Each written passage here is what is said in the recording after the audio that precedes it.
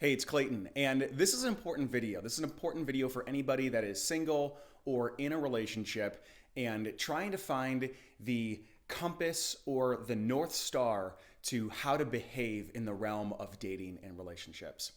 What I mean is this. There's a lot of advice out there from people that are in the dating industry that may teach you how to do things that are not in line with your integrity.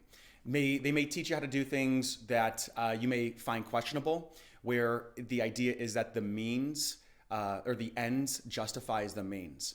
And it's important to slow down and become very conscious of the type of energy you are choosing to embody as a woman or a man as you go out into the dating world to find a partner.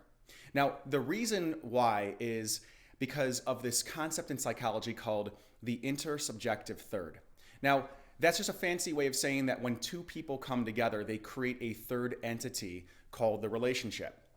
Now, for the sake of this metaphor, let's just imagine that entity is actually alive, which means that it consumes something in order to exist. So the relationship is consuming something. The relationship two people create consumes something to exist.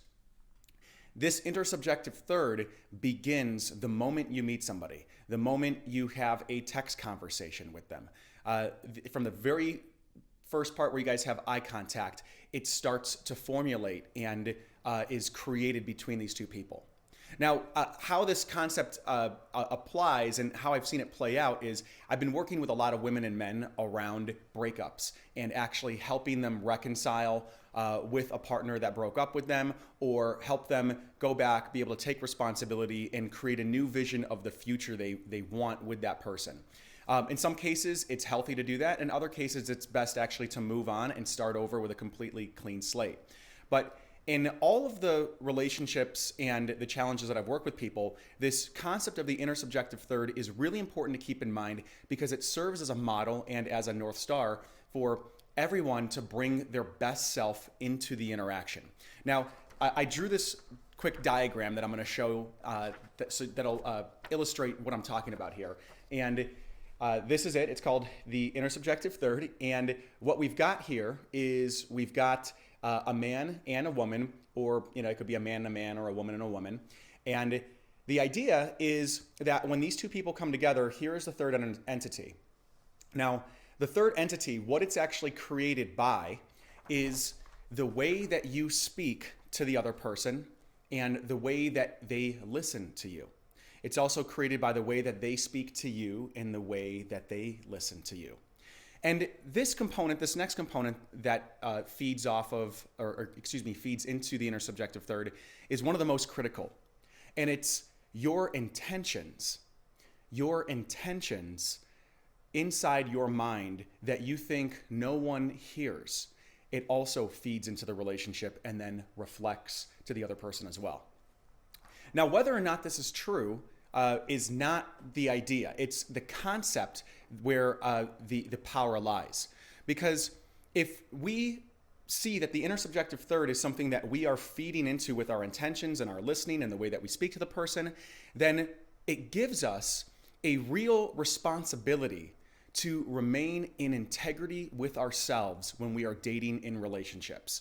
Because if you are not in line with your integrity and you are doing things that are divorcing you from yourself, then that is the energy you are creating within you is a disconnection. And then that disconnection is then being fed into this intersubjective third and will be reflected and seen by the other person. Now, how it might show up is confusion. It might show up where the person actually experiences feeling disconnected when they are with you because you are not connected to yourself. It will show up in all these weird, strange phenomena that happen in relationships and no one really knows why. When you've got a really solid intersubjective third, you might find that you are finishing the other person's sentences, or that you just are able to truly see how they feel and stay connected to them and support them perhaps in their weakest moments. So the overarching message here is find ways to be further in line with your own integrity if you want to create a relationship that lasts. Because what I wrote down here is you become what you give. So if what you are giving is a emotions and games and a disconnection in order to get a result, that's what you become. Whether if it's impacting that person, you become it. The intersubjective third becomes it, and you may get attraction, you may get some desire, you may get some emotions and some chemicals firing off in the brain. However, it's not actually going to build deep, honest, authentic intimacy that leads to a long relationship. Now, this totally depends on what do you want. Do you want a relationship that lasts? Do you want a relationship with somebody where you can further relax and become more of yourself? Or do you want a relationship that is based on power? Do you want a relationship where you've built a bunch of tension, but the foundation, and there may be attraction, but the foundation is faulty and it's not a place where you feel safe enough? You've not built a safe harbor for your identity to be further exposed. You know, I'm of the opinion that if someone is looking for dating advice, relationship advice, they should look to those people that encourage them to show up more fully, with transparency, with vulnerability, and with integrity, where they can further open their heart and have the courage to expose themselves in new ways. And some of the pushback I get on that every now and then is, well, there's dangerous people out there, and I don't want to open myself up to someone who's dangerous, and I don't want to open myself up prematurely and end up getting hurt or my heart broken. And I totally get that. And when someone says, I want to make sure that I'm protected, what I hear them really saying is, I want to make sure that I am not ignorant, that I am not going in with my eyes shut to a situation and then being taken advantage of. And I completely understand that. And my offering to you is this.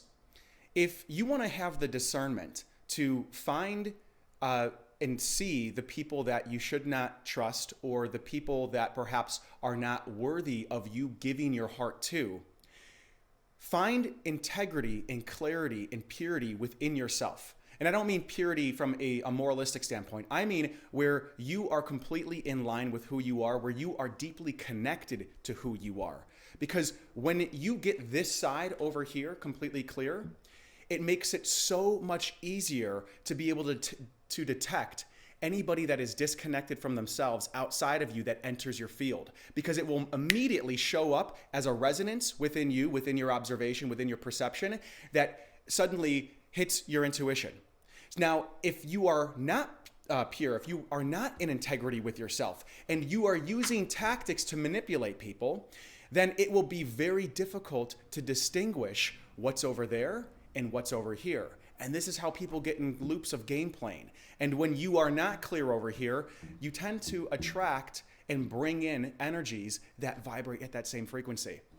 So if you're looking for a high quality partner, you're looking for a high quality person that wants to go the distance with you, that wants to go deep, start to create that within yourself first. And use this intersubjective third as your model and as your North Star to move forward. My name's Clayton Olson. If you enjoyed watching this video, please subscribe, please like it, please post a comment below, or any type of question you got about relationships or dating. I would love to see those. And if you're not on my list yet, please click the link below and grab my 8 secrets to create a rock solid relationship.